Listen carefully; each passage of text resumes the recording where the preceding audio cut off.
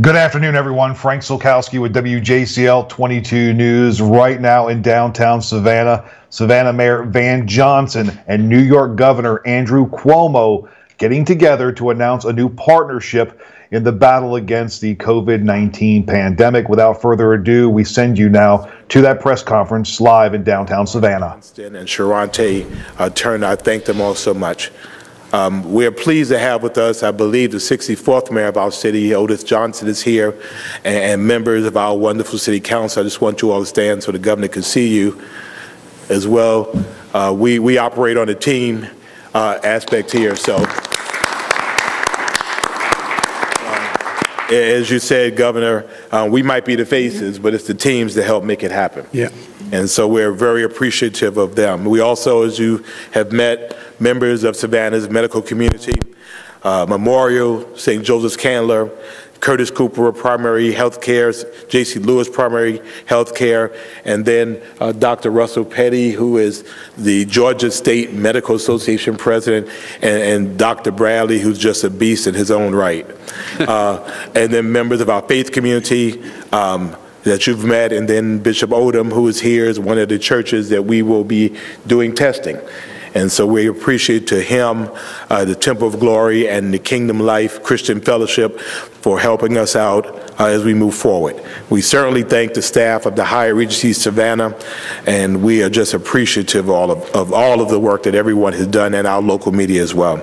The importance of today's discussion is to be able to dissect the minds, if you will, to do a post-mortem on people who have done it right, people who have done it successfully, to take their lessons and then be able to apply their lessons practically to what we're doing here in Savannah. We recognize that you are blessed to be a blessing, and you go through a test to have a testimony. And so in this, the governor said quite eloquently that everyone came to New York State when New York needed it, and certainly he has been gracious enough not to forget and to be able to offer to his assistance to cities like Savannah that's doing our best to be able to make things happen. Today's discussion was about testing. Today's discussion was about tracing, and it was about training. And more importantly, it's about encouragement to a weary city that has been going through this since the beginning of March. To be able to look and see folks and say, if they can do it, we can do it too. And so I think just your presence here, Governor, to the Team New York, just your presence gives us hope, because we want to be able to talk about COVID-19 in our rearview mirror too. And we want to do all we can to help make that happen. So I am very honored to introduce our friend, certainly my parents' governor,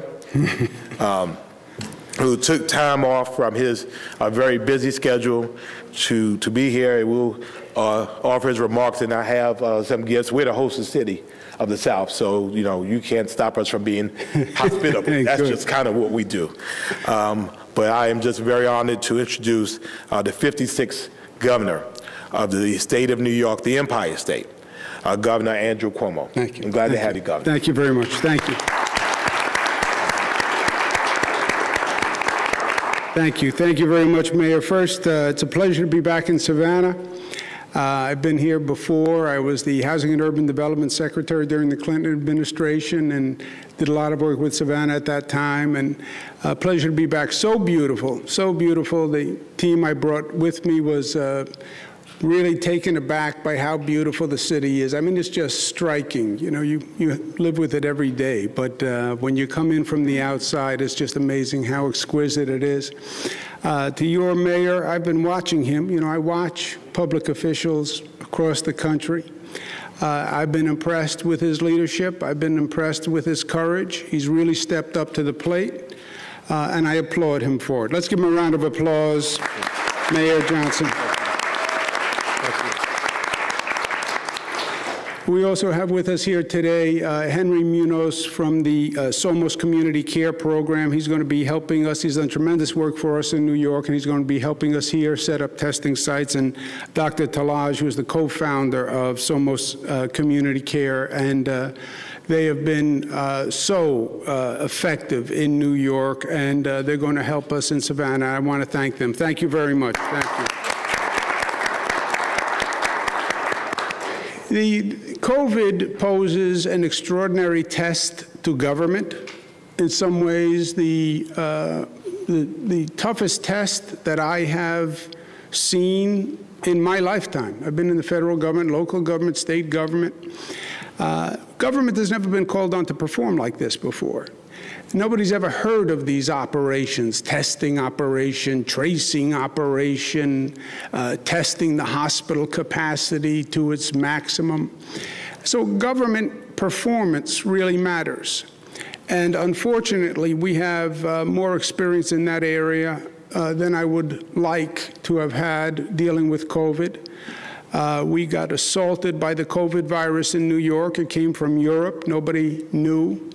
By the way, the European strain is what infected the entire eastern seaboard. I wouldn't be surprised if Georgia wasn't also affected by the European viral strain. Everybody was still watching China, and the virus had moved from China to Europe and then came to the United States.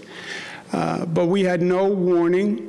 And we had our first case March 1st. 18 days later, the entire state was closed. The numbers just exploded on us. So we had to learn the hard way, and we did. And the purpose of being here today is first to share what we've done on the testing and the tracing, et cetera, and see how we can help Savannah set that up. It is hard. We made a lot of mistakes. But if we learn from half of the mistakes we made in doing it, we're the wiser for it. So I look forward. We had a great conversation earlier, which was a great start off, I think. But we'll be working with you, Mayor, and I'm committed to following up and setting up testing sites, getting testing into lower-income communities, which is a priority, setting up that contact tracing program, which is very, very important. And if you want me to talk to your hospital directors, I'll do that too. I don't know that my jurisdiction extends quite this far, but I think we can come up with some executive order that does. So the governmental capacity, the governmental challenge, we all talk about these operations, but it's one thing to talk about it, it's another thing to set it up. So we will be full partners in helping you do that. But the conversation we had, I think, makes a broader point also. A virus in and of itself is not deadly. It's how the body responds to the virus, right? The human body gets attacked with dozens of viruses on a weekly basis. A healthy body with a healthy immune system can manage the virus. Can minimize the damage of the virus. It's the unhealthy body that falls prey to the virus, right? Especially this virus. It preys upon the weak and the vulnerable. It's the weak body that has trouble resolving the virus. The American body is in many ways weak right now. The body politic is weakened. How do you defeat this virus?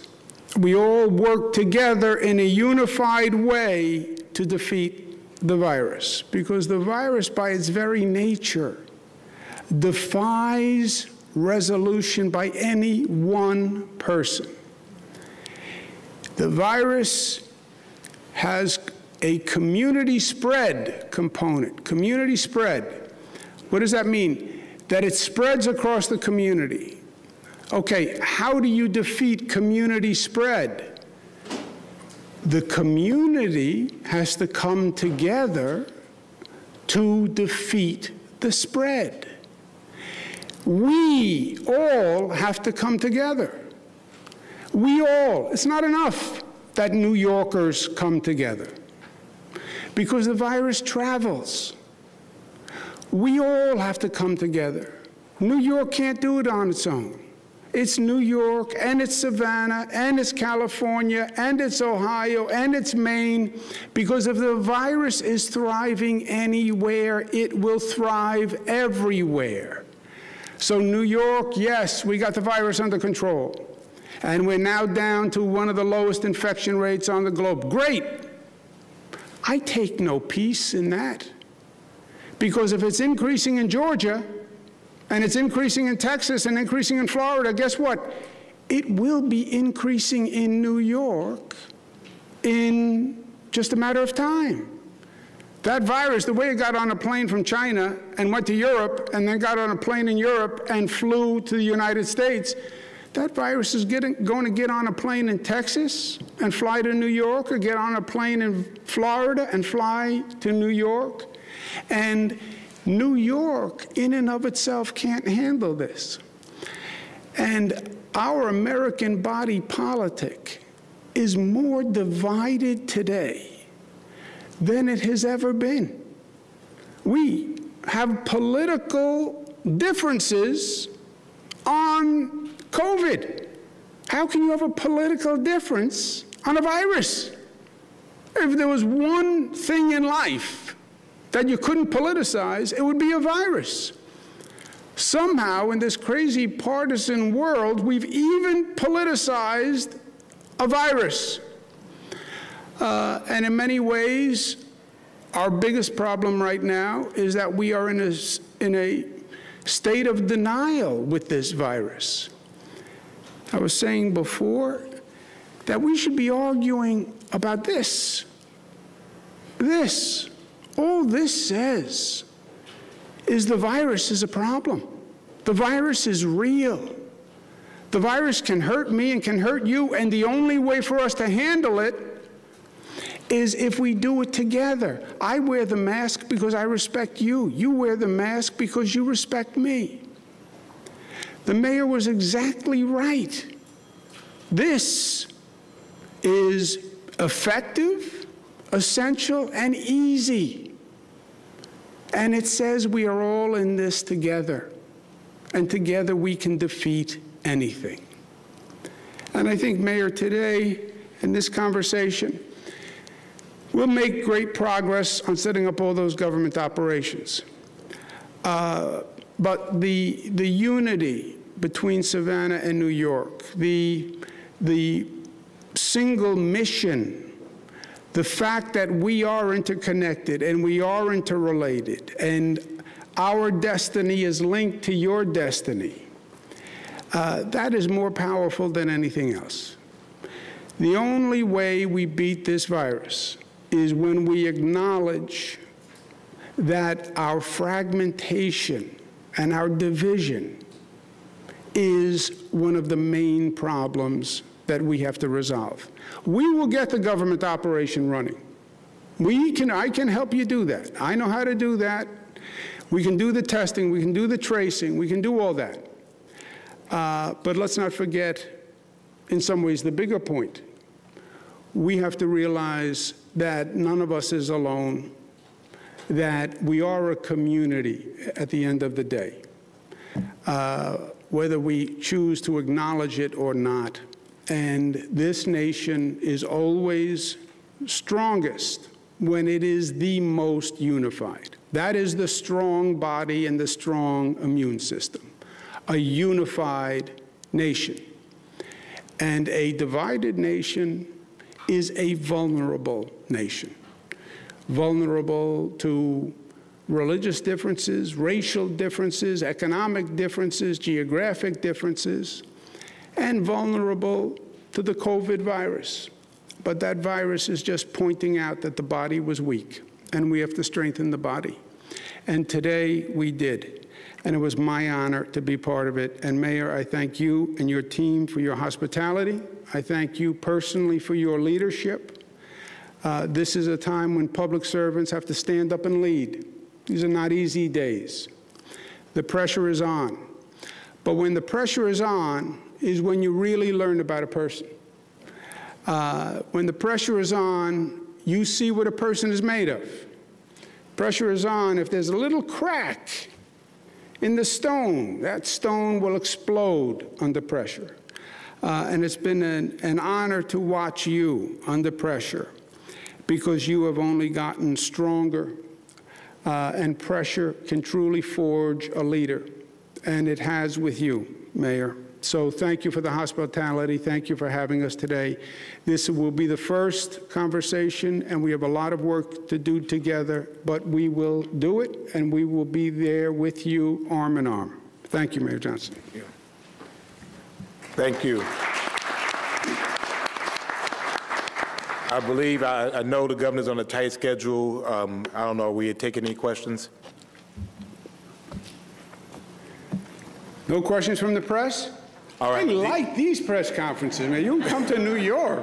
Yeah. Welcome to Savannah. Thank you. And briefly, There's a microphone right there. I'm sorry. Briefly, you do have another little tenuous connection with South Georgia. Is I've discovered your father played minor league ball. Yeah. Not too far down the road from here, about an hour, in 1952, and had a .244 batting Wow. average. Wow. Did you know my father then? I'm not quite that old. I think I'm you.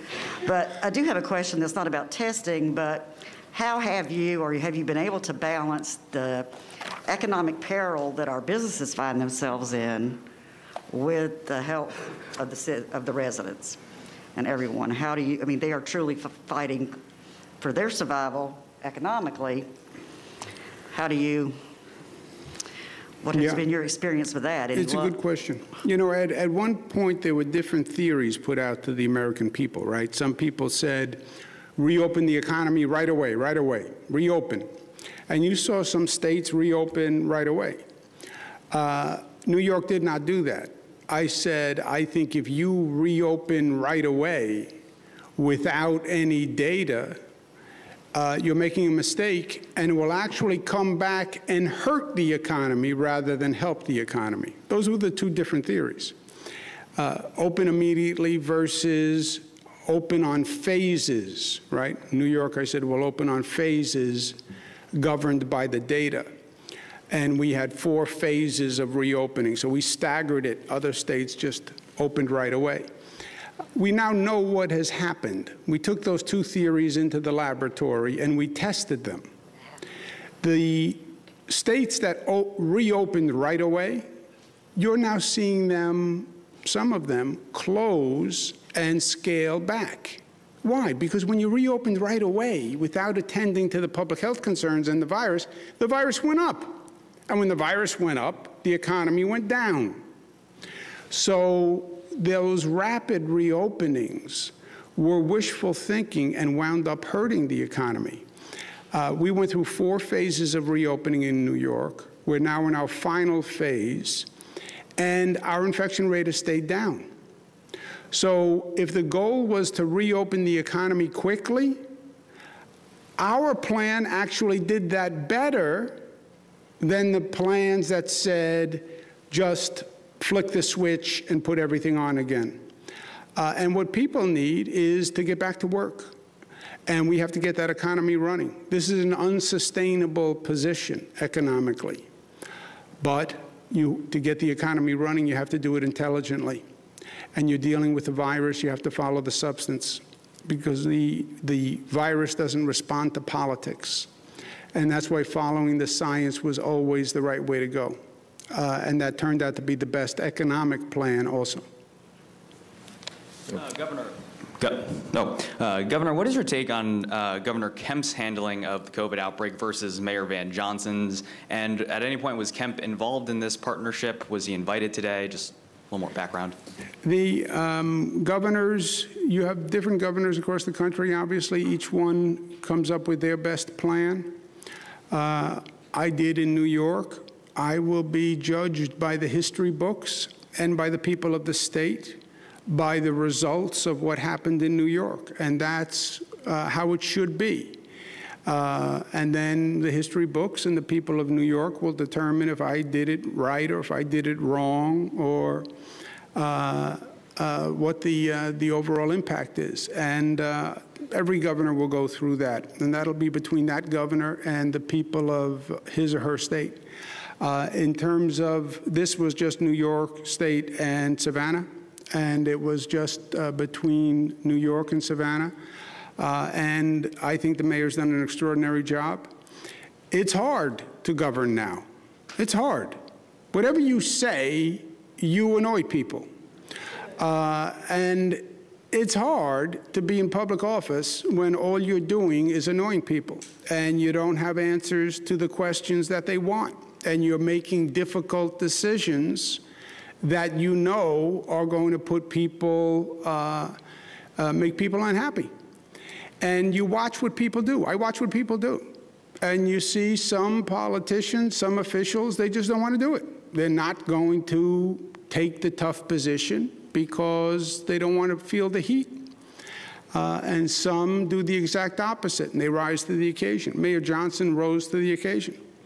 If I didn't think he did, I wouldn't be here today, because I want to be helpful, but I know that I can only be as helpful as the quality of the city's administration. And I believe it's worth my time and my team's time to partner with Mayor Johnson, because I think he's a professional. To our end, the state of New York offered, the city of Savannah accepted. And I think that the graciousness of New York State in working with cities has already occurred. Thousands of pieces of PPE were given from New York State to Atlanta, also more recently in Houston. So they are going around the state fulfilling their promise. It is Savannah's turn, and Savannah accepted. Dawn? Oh, I'm sorry. Since we were not privy to the roundtable discussion, I just wanted to see if the governor would elaborate on exactly what does this mean for Savannah? What does the partnership look like? I know we'll do some testing sites. And also with how you all got COVID under control, were you ever able to get the masses to really embrace the mask? Good thing you weren't here at the prior meeting. We were talking about you behind your back, just so you know. The New York State was the first state to pass the mandatory mask executive order. We did it April 15th. I think it's one of the smartest things that I did. It is proven by the data that masks work. They have these projection models on what's going to happen with COVID. One of the leading models is called the IHME model, which is funded by the Gates Foundation. It's the model that the White House uses. Their model predicts 40,000 more Americans will die because we did not have a national mask policy. That if we had a national mask policy, we could have saved 40,000 lives. How do we ever justify losing 40,000 additional lives because we didn't have a mask policy? We know it works. We know it works. Somehow the mask, when I say this has become a politicized issue, somehow the mask became a political statement. The mask is not a political statement. The mask says, I understand science and medicine, and I listen to doctors and professionals. That's all the mask says, and the mask will save lives. Why would you not wear the mask? I mean, why wouldn't you? 2 years from now, when we look at the numbers and it says 40,000 more people died because they didn't wear a mask, how do you possibly explain that? That is on top of the tens of thousands of lives that will be lost unnecessarily anyway. We are now 5 months into COVID. Why are we still talking about how do we set up testing, how do we set up tracing, how do we do this? It's been 5 months. This conversation started 5 months ago. If the federal government had acknowledged the threat of COVID and said to the states what they should have said, take this seriously, this is a real threat, we'll work with you to set up testing and tracing and come up with a hospital management system. If the federal government had done that, we would not be where we are today. There is no reason to be 5 months into this and still not have set up the basic systems that we knew we needed to set up. You know, what we went through in New York was different. March 1st, we had the first case. We were ambushed. The virus came from Europe. Everybody missed it. There'll be questions there, too. How did the country miss that the virus left China and went to Europe? What did we think? It was still waiting in China? 2 months later, it was going to wait there for us? The virus is mobile. The virus gets on a plane. But we got ambushed. And we had to set up everything in literally a matter of 2-3 weeks. And we did it imperfectly because it was a matter of 2-3 weeks. We are 5 months later. How do you explain states still don't have a testing operation and a tracing operation? It was 5 months ago we were talking about testing. No, it's government incompetence is what we've seen from the federal government, and it will have cost lives. On top of that is the mask question. 40,000 more lives lost, not out of incompetence, out of arrogance, out of denial. I don't want to say wear a mask because I don't like the political ramifications. 40,000 people die. No excuse.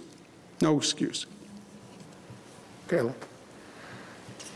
Hi, Governor. This is from the Savannah Business Journal. Could you share your thinking on how many months ahead you forecast the serious impact to our economy, especially regarding levels of unemployment? And related, do you support rent and mortgage forbearance to continue due to these levels of employment? Yes and yes on rent and mortgage forbearance. For families in distress during the time of the distress. I can't tell you how long the economic ramifications because you can't tell me when the virus will be over, right? Before we talk about how long does it take to recover from the virus, we have to find the date where the virus ends. Now, I believe the virus could have been handled by now had this country done it differently. New York is evidence of that. You can handle the spike. We had the worst spike in the country. We had the worst spike on the globe per capita.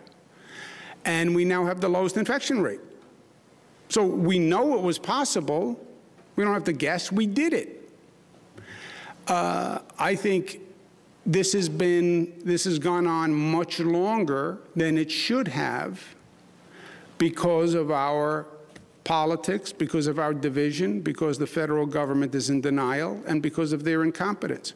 You also know that's true because other countries around the world have handled it better than we've handled it. How do you explain that other countries have handled COVID better and faster than us? How do you explain that countries that had it first, like in Europe, now have it under control and they've quarantined Americans from going to those countries because America has a viral infection rate that's higher than theirs? I thought America was the best country on the globe. I thought America was unified. I thought America was smart. I thought America was strong. How are we second to all these other countries? How did that happen? So from a business point of view, if somebody cared about the economy, you know what they would have done? Resolved COVID quickly. That's what they would have done. That was the best thing they could have done for the economy. And now we're still seeing the virus rise when we should have seen it resolved. Every state should be where New York is now. If you could get down that high a spike, all you had to do in the other states was not let the spike happen. Right? You didn't start with a high number of cases that you had to get down. You just didn't have to go up.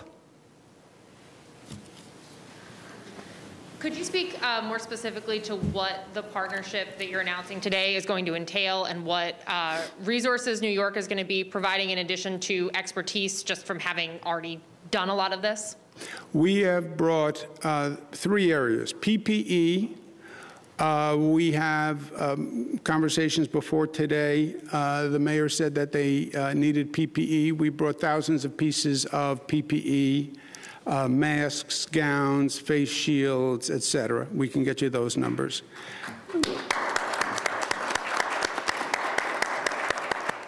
So that is material that we already delivered. The testing and tracing operations are key. And testing that reaches out to lower-income communities, which tend to have a higher infection rate, that is key. And getting that done quickly is key.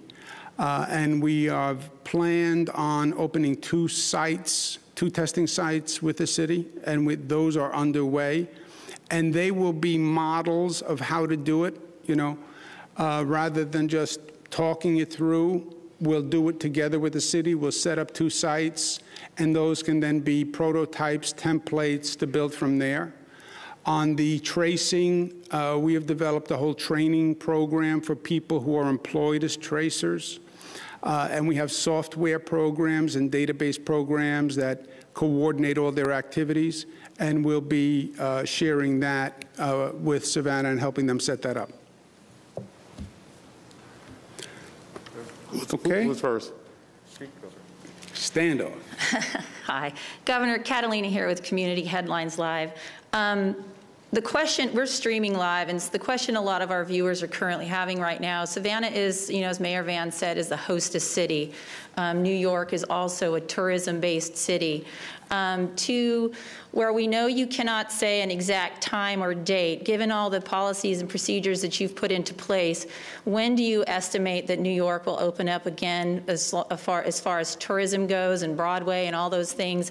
And what are your projections and our mayor of Savannah's projections for tourism to open up again as it at least somewhat was here? Yeah. The New York, our infection rate is very low. So the question isn't about the infection rate in New York. The question is about the infection rate in the rest of the country. That's the question to us. When does the rest of the country get the infection rate down? It's increasing in about 40 states. When do we get it under control in those other states? Because our problem is we don't want to see our infection rate go up from people coming from out of state. So it's not really in New York's control. It's really beyond New York. But as soon as we get the infection rate under control across the country, New York is ready. As it relates to Savannah, tourism for us really never stopped. If you look on our streets, folks are here. They're here enjoying the great weather, our wonderful streets, our history, of course the food, but the goal for us is to be able to do it in a safe way. We have folks that come here, they drive again. I spoke earlier about being on the I-95 corridor right off of I-16. We are a river city, we have a beach city, we're a military city. We have a lot of things going on for us. And the goal really is we have to slow the numbers down. Right now, we're running behind COVID-19. For us, although we are managing it, I think we have a good relationship with our tourism partners. We want to continue that, and we're going to need their help, their continued help. And we know, again, masks are the way to go. So we know that we can create a certain level of safeguarding by encouraging, by mandating that people are wearing masks that are visiting our city. Because again, as the governor said, when they come to us, we don't know where they're coming from. And many of them come from other places where they were restricted. And so they come to Savannah to live their best lives. Well, for Savannah, that's not good for our citizens, for our employees, and for the folks that we love. So for us, we want to manage tourism. And again, I think that we've done a relatively good job. I think we just have to keep our foot on the gas as it relates to wearing masks and making sure we're vigilant about social distancing and making sure, again, that we are remaining concerned about people and not necessarily about the profit. Mayor, with your permission, let me just follow up on a question before to give a specific answer.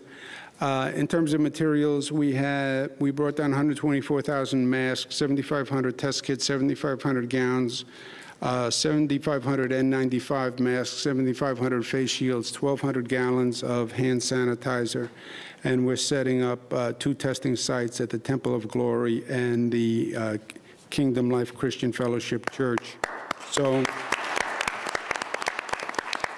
And we're doing that with Somos Community Care, who we've partnered with in New York, and Dr. Talaj and Henry Munoz are here today, and they'll be helping us set them up here.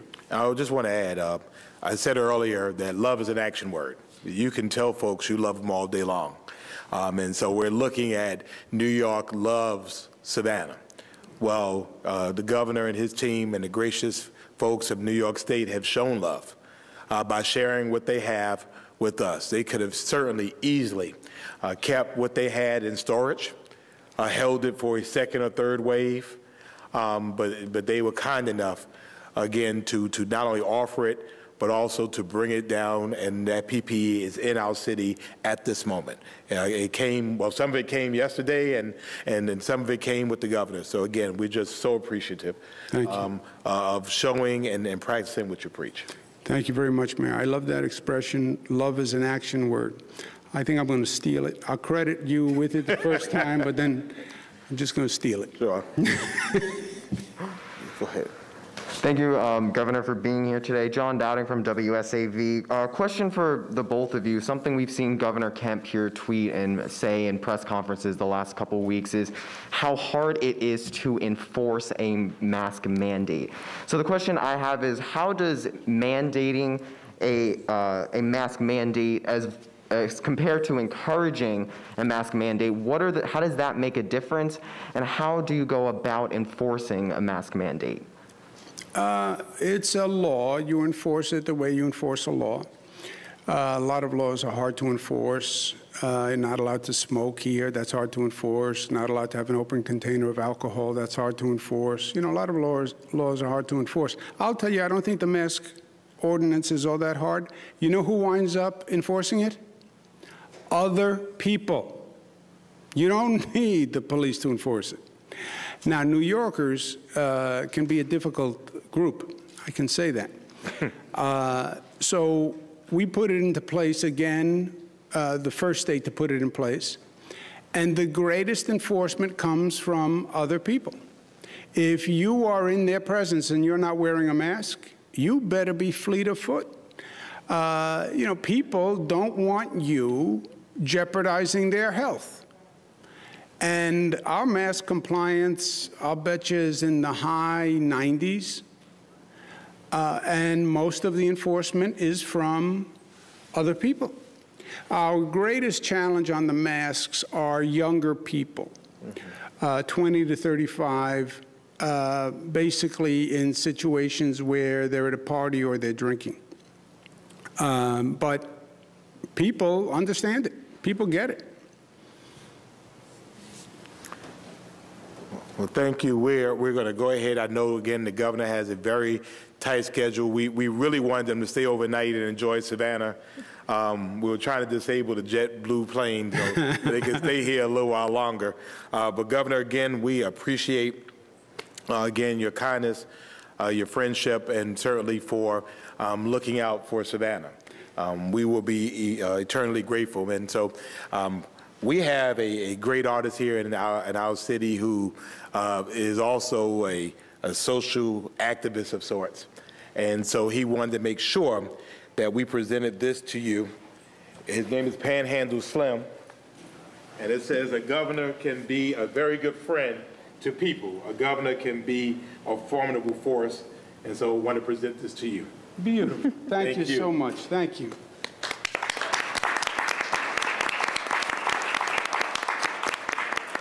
Thank you. And of course, because we show hospitality, as you know, the mayor has the ability to issue a key. And I want to thank you. Open any doors in our city that you would like to.